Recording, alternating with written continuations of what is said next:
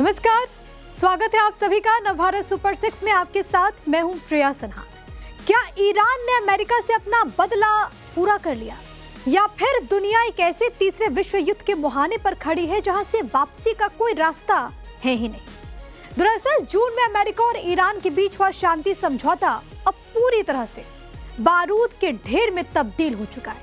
जंग रुकी नहीं है, बल्कि और ज्यादा खूनी, ज्यादा भीषण और विनाशकारी हो चुकी। ईरान के supreme leader Ayatollah Ali Khamenei की मौत के बाद ईरान ने प्रतिशोध की कसम खाई थी और अब ईरान के नए सुप्रीम लीडर मुस्तफा खामेनेई और उनकी खतरनाक रिवॉल्यूशनरी गार्ड्स ने खुलेआम ऐलान कर दिया कि अमेरिका से कोई बातचीत नहीं होगी। और अब ईरान ने अमेरिका के जख्मों पर नमक छिड़कते हुए कुवैत, बहरीन और जॉर्डन में बने अमेरिकी सैन्य ठिकानों को ड्रोन और बैलिस्टिक मिसाइलों से धुआं कर दिया। बड़ी खबर यह है कि जॉर्डन के मुवाफक सली एयरबेस पर ईरान के मिसाइल हमले में 2 अमेरिकी सैनिक मारे गए और इस एक हमले ने महाशक्ति अमेरिका के आत्मसम्मान को हिलाकर रख दिया। और जैसे अमेरिकी सैनिकों के शव वॉशिंगटन पहुंचे, अमेरिकी सेंट्रल कमांड ने बिना वक्त गवाए ईरान पर ऑपरेशन एपिक फ्यूरी के तहत हमलों की छड़ी लगा दी। यह लगातार 8वीं रात थी जब अमेरिकी फाइटर जेट्स और क्रूज मिसाइलें ईरान के चाबहार पोर्ट, बंदर अब्बास और कश्मीर द्वीप पर आग बरसाते हुए नजर आए। तो अब सवाल यही है कि क्या ये जंग किसी के झुकने पर खत्म होगी या फिर दोनों देश एक दूसरे को मिटाकर ही दम लेंगे। एक तरफ सुपर पावर अमेरिका की जिद, दूसरी तरफ वजूद की लड़ाई लड़ रहा ईरान।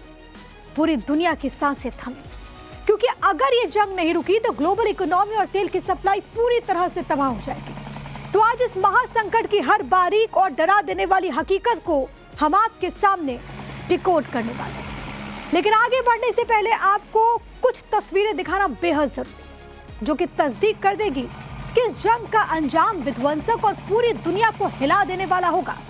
सबसे पहले ये तस्वीर आपकी टीवी स्क्रीन पर, ये जो तस्वीर आप देख रहे हैं इस वक्त, ये IRGC की तरफ से जारी की गई है। इन तस्वीरों के जरिए IRGC का दावा है कि उसकी एरोस्पेस फोर्स ने खुजिस्तान प्रांत के अहवाज के ऊपर उड़ रहे अमेरिकी MQ-9 रीपर ड्रोन को नए एडवांस एयर डिफेंस सिस्टम से मार गिराया। हालांकि अमेरिका की ओर से फिलहाल इस दावे की पुष्टि नहीं हुई। एक और तस्वीर अब आपको दिखा देती हूं। इसके जरिए ईरानी सेना का दावा है कि उसने जवाबी कार्रवाई की। कुवैत के कैंप अल उदेरी स्थित अमेरिकी सेना के गोला बारूद डिपो और अली अल सलेम एयरबेस पर मौजूद पैट्रियट रडार और एयर सर्विलांस रडार को ड्रोन से टारगेट किया। हालांकि ईरान के इस दावे की भी फिलहाल पुष्टि नहीं हो सकी। और एक और तस्वीर आपके सामने रख देती हूँ, और इसके मुताबिक जॉर्डन स्थित मुवाफक सल्ती एयरबेस पर रात में मिसाइल अटैक हुआ। इसमें 2 अमेरिकी सैनिकों की मौत हो गई है, कई अन्य जख्मी भी हैं। रिपोर्ट्स के मुताबिक हमले में बैलिस्टिक मिसाइलों का इस्तेमाल हुआ है। एक वीडियो है घटना का, वो भी सामने आ गया। हालांकि ईरान ने फिलहाल इस हमले को लेकर भी कोई आधिकारिक बयान जारी नहीं किया है।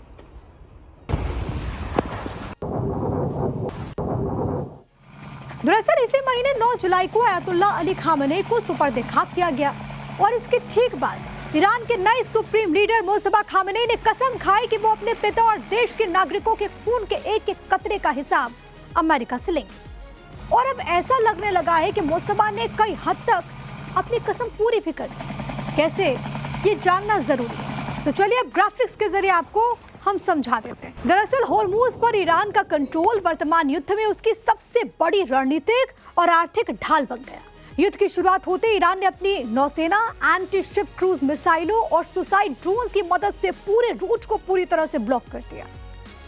इस नाकेबंदी में काफी ज्यादा नुकसान भी हुआ और इसी वजह से यह कहा गया कि होर्मुज को अपनी ताकत के तौर पर ईरान इस्तेमाल कर रहा है। याद कीजिए IRGC का वो दावा जिसमें यह बात कही गई कि भाई हमारे लिए महत्वपूर्ण होर्मुज स्ट्रेट इतना ज्यादा है कि उसकी कीमत हमारे परमाणु संयंत्र से भी ज्यादा है।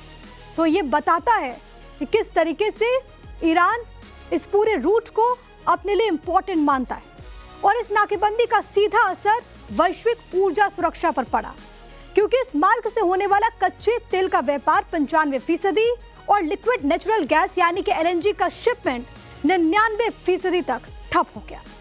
ईरान के इस आक्रामक कदम ने वैश्विक बाजारों में जैसे तहलका मचा दिया और इससे अमेरिका और पश्चिमी देशों में तेल डीजल की कीमतें $5 प्रति गैलन के पार पहुंच गई।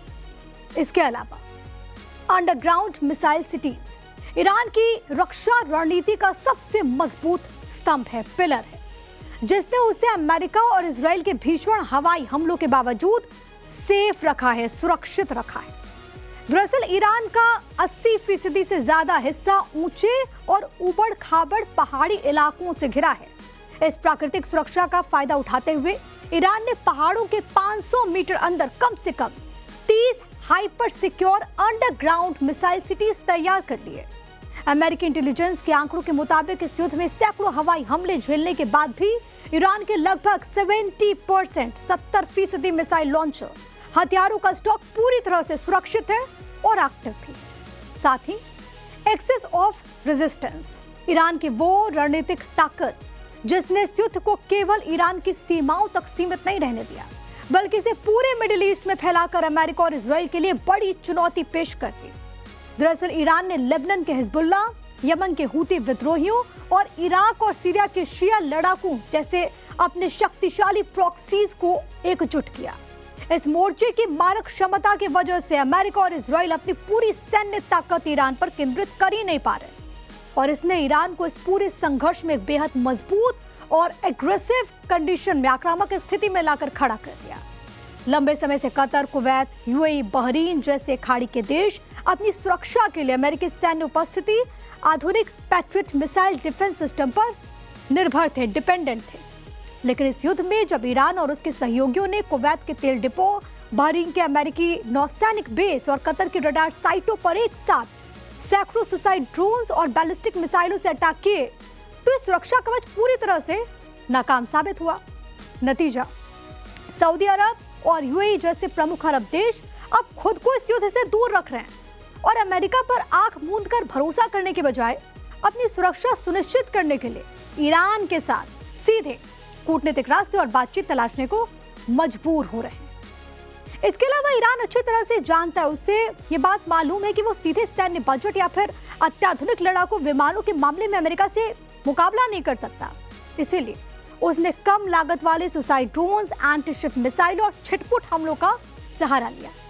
जहां पर ईरान के एक ड्रोन या फिर मिसाइल की कीमत कुछ $1000 है, तो वहीं अमेरिका को उसे हवा में मार गिराने के लिए लाखों डॉलर की इंटरसेप्टर मिसाइलें दागनी पड़ती है। ईरान की इस रणनीति ने वॉशिंगटन को कूटनीतिक और आर्थिक रूप से बैकफुट पर ला दिया, क्योंकि अमेरिका अरबों डॉलर फूंकने के बाद भी ईरान के हौसलों और उसकी मारक क्षमता को अब तक डिगा नहीं पाया है। और ये तस्वीरें तो हर कोई देख रहा है, पूरी दुनिया देख रही है, संपूर्ण विश्व देख रहा है। वहीं अमेरिका और ईरान के बीच बढ़ते तनाव के बीच ईरान के Khatam al Anbiya central headquarter के commander major general Ali Abdullahi ने अमेरिका को सख्त वार्निंग दी। ईरानी सरकारी मीडिया के मुताबिक उन्होंने कहा कि ईरान पर किसी भी हमले की अमेरिका को भारी कीमत चुकानी होगी। उसकी हर कार्रवाई का निर्णायक और विनाशकारी जवाब मिलेगा। सुनिएगा एक बार। ईरानी सेना और सुरक्षा बल देश की रक्षा के लिए पूरी तरह तैयार हैं। अमेरिका सैन्य मोर्चे पर अपने उद्देश्य पूरे नहीं कर पाया है और अब ईरान के अंदर अस्थिरता पैदा करने की कोशिश कर रहा है। लेकिन ईरान पर किसी भी हमले की अमेरिका को भारी कीमत चुकानी होगी और उसकी हर कार्रवाई का निर्णायक और विनाशकारी जवाब दिया जाएगा। और इसके अलावा अमेरिकी हमलों के बाद IRGC की तरफ से भी बयान जारी हुआ है, जिसके जरिए IRGC ज्वाइंट कमांड ने चिताया कि अमेरिका की हर हरकत का जवाब विनाशकारी होगा। साथ ही इस स्टेटमेंट में यह भी दावा किया गया कि दुश्मन अमेरिका की लगातार हार हो रही है और अब हार से बौखलाया अमेरिका लोगों और अधिकारियों के बीच फूट डालने की कोशिश कर रहा है।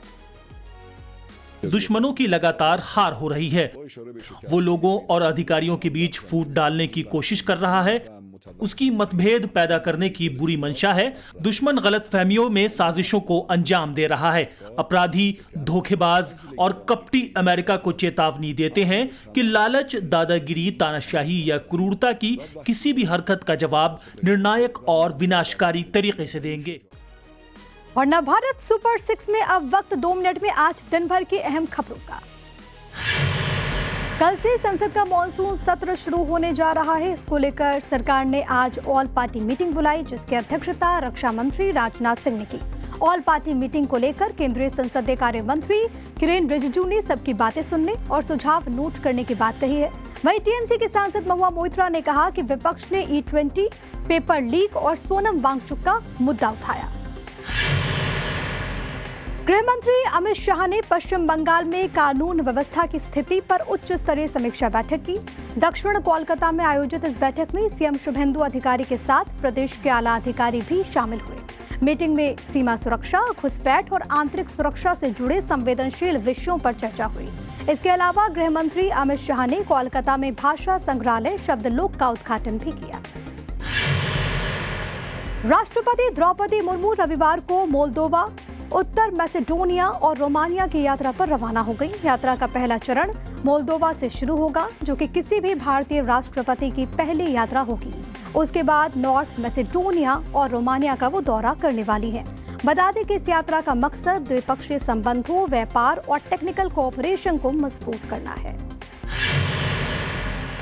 सीएम मोहन यादव की अध्यक्षता में आयोजित मध्य प्रदेश कैबिनेट की बैठक में यूसीसी विधेयक को मंजूरी दे दी गई है। सरकार अब इस विधेयक को कल से शुरू होने वाले विधानसभा के मॉनसून सत्र में पेश करेगी। मुख्यमंत्री ने कहा कि आदिवासी, घुमंतु और अर्ध घुमंतु समुदाय को यूसीसी से अलग रखा गया है। बाकी सभी धर्मों को समान रूप से देखा जाएगा। राम मंदिर चढ़ावा चोरी मामले में कल सुप्रीम कोर्ट में सुनवाई होगी। इस मामले में अयोध्या पुलिस ने आज टिन्नू और मनीष यादव से पूछताछ की। इसके अलावा चढ़ावा चोरी मामले में कांग्रेस अध्यक्ष मल्लिकार्जुन खड़गे और राहुल गांधी ने पीएम मोदी को लेटर लिखा। इसमें स्वतंत्र जांच के नतीजे को सार्वजनिक करने और आरोपियों के खिलाफ कार्रवाई की मांग की गई। जम्मू कश्मीर में भारी बारिश की वजह से हाहाकार मचा है। राजौरी में नदी और नाले उफान पर हैं। दरहल नदी का जलस्तर बढ़ने की वजह से 200 से ज्यादा गाड़ियां बाढ़ के पानी में बह गई। बस स्टैंड का तो नामो निशान भी नहीं बचा। वहीं पुंछ में भारी बारिश, फ्लैश फ्लड और भूस्खलन की वजह से 11 लोगों की मौत हो गई।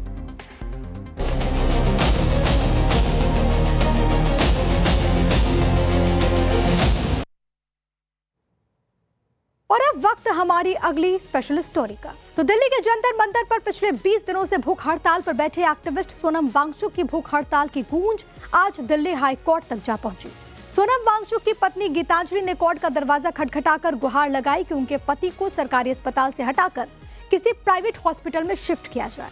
लेकिन दिल्ली हाई कोर्ट ने इस मांग पर सुनवाई करते हुए सरकार और पुलिस की कार्रवाई को जायज ठहरा दिया। कोर्ट ने साफ कहा कि वांगचुक की बिगड़ती सेहत को देखते हुए उन्हें अस्पताल ले जाना सरकार का मनमाना फैसला नहीं था। इस दौरान सोनम वांगचुक की पत्नी की याचिका पर फिलहाल दिल्ली हाई कोर्ट ने कोई भी अंतरिम राहत देने से इनकार कर दिया है। आज अस्पताल बदलने की याचिका पर सुनवाई करते हुए हाई कोर्ट ने कहा कि सोनम वांगचुक को अस्पताल में भर्ती करना मनमाना नहीं माना जा सकता। बता दें कि इस दौरान सरकार की तरफ से कोर्ट में पेश हुए एएसजी ने कहा कि परिवार के साथ सोनम वांगचुक की रिपोर्ट साझा की जाएगी। सुनवाई के दौरान सफदरजंग और एम्स हॉस्पिटल की तरफ से डॉक्टर भी कोर्ट में पेश हुए। हालांकि अस्पताल के बिस्तर पर लेटे होने के बावजूद सोनम वांगचुक के हौसले टूटे नहीं हैं। उनकी भूख हड़ताल अस्पताल के भीतर भी लगातार जारी है। लेकिन उनके वकील और परिवार में कोर्ट के इस फैसले के बाद नाराजगी देखी जा रही है।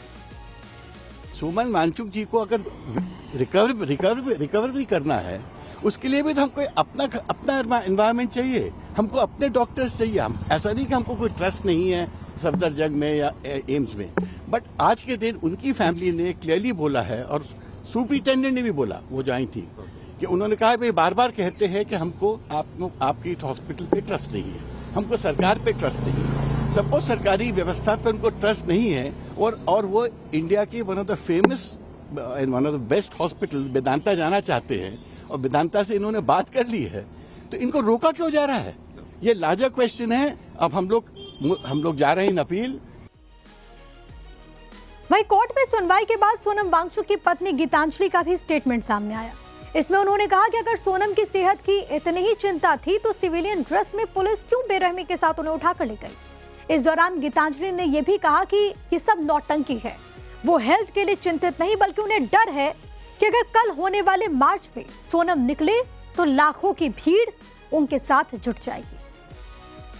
तो अगर आपको उनकी हेल्थ की इतनी ही चिंता है तो आपने सिविलियन ड्रेस में पुलिस क्यों भेजा और इतनी बेरहमी से क्यों उनको उठा के स्ट्रेचर में डाला और लेके गए।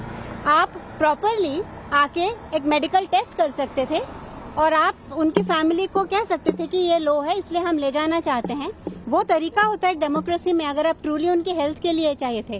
तो विदाउट मिंसिंग वर्ड्स मैं ये कहना चाहूंगी कि ये सब नौटंकी है कि ये हम हेल्थ के लिए चिंतित हैं और ये है। उनको बस डर था कि अगर कल मार्च में सोनम निकल पड़े तो लाखों साथ में जुट जाएंगे। और चलिए मैं आपको बताते हैं कि आखिर आज सुनवाई के दौरान दिल्ली हाईकोर्ट ने कहा क्या है। दरअसल सोनम की पत्नी की याचिका पर सुनवाई हुई और इस दौरान कोर्ट ने कहा कि वांगचुक को अस्पताल ले जाने की कार्रवाई मनमानी नहीं है। कोर्ट ने कहा कि सोनम वांगचुक कई दिनों से भूख हड़ताल पर थे। इस मामले में डिवीजन बेंच पहले ही आदेश दे चुकी थी। स्वास्थ्य बिगड़ने और डिवीजन बेंच के आदेश के कारण ही उन्हें सरकारी अस्पताल लेकर जाया गया। कोर्ट के मुताबिक सरकार ने उन्हें अस्पताल में ले जाने का फैसला किया तो इस कार्रवाई को मनमाना नहीं कहा जा सकता। आगे सुनवाई करते हुए कोर्ट ने यह भी कहा कि सफदरजंग हॉस्पिटल के डॉक्टर लगातार उनकी स्वास्थ्य स्थिति की मेडिकल कंडीशंस की निगरानी कर रहे हैं और डॉक्टर्स ने सिर्फ वही उपचार और दवाएं सोनम वांगचुक को दी जिनके लिए वांगचुक ने सहमति दी।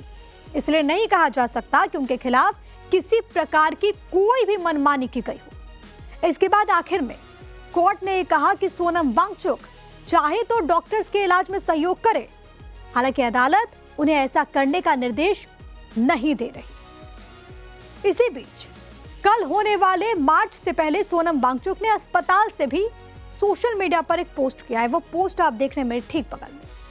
वांगचुक अपने पोस्ट में लिखते हैं कि 20 जुलाई को आजादी का दूसरा आंदोलन होगा। इसके बाद इसी पोस्ट में उन्होंने आगे लिखा, भय मुक्त भारत, अन्याय मुक्त भारत, पेपर लीक जैसे अन्याय से आजादी और मेरे अवैध हिरासत जैसे डर से आजादी। उन्होंने इस दौरान लोगों से अपील करते हुए लिखा कि संसद मार्च को सफल बनाएं। यह संदेश मेरी अवैध हिरासत से गीतांजलि के जरिए भेजा गया है। ये उनका पोस्ट आया। वहीं सोनम वांगचुक को अस्पताल में भर्ती किए जाने के बाद कॉकरोच जनता पार्टी के फाउंडर अभिजीत दीप के जंतर मंतर पर भूख हड़ताल पर बैठे। इस दौरान उनका एक बयान भी आया। इसमें वो कहते हैं कि आज मेरा भूख हड़ताल का दूसरा रोज है और अब मुझे समझ आ रहा है कि कितना मुश्किल होता है। इस दौरान उन्होंने ये भी कहा कि कल होने वाले मार्च के लिए मैं अपनी ऊर्जा बचा कर रख रहा हूं। सुनिएगा। आज मेरे अनशन का दूसरा दिन है और मुझे पता चल, अब मुझे समझ आ रहा है कितना मुश्किल होता है। मुझे समझ नहीं आ रहा सोनम सर हो यहाँ पर या जितने भी स्टूडेंट्स बैठे हुए हैं, ये लोग इतने दिनों से अनशन कैसे कर रहे हैं। मेरी तो दूसरे दिन ही हालत खराब हो रही है थोड़ी। तो सल्यूट है इन सबको, एक बार इन सबके लिए तालियां बजा दीजिए। आसान नहीं है यार, मतलब अब मैं कर रहा हूँ, मुझे समझ में आ रहा है और इसीलिए मैं आप लोगों से ज्यादा मिलने नहीं आ पा रहा हूँ, मैं आप लोगों से ज्यादा बात नहीं कर पा रहा हूँ क्योंकि मैं अपनी एनर्जी बचा रहा हूँ थोड़ी कल के मार्च के लिए। कल मार्च करेंगे ना, हम पक्का करेंगे ना।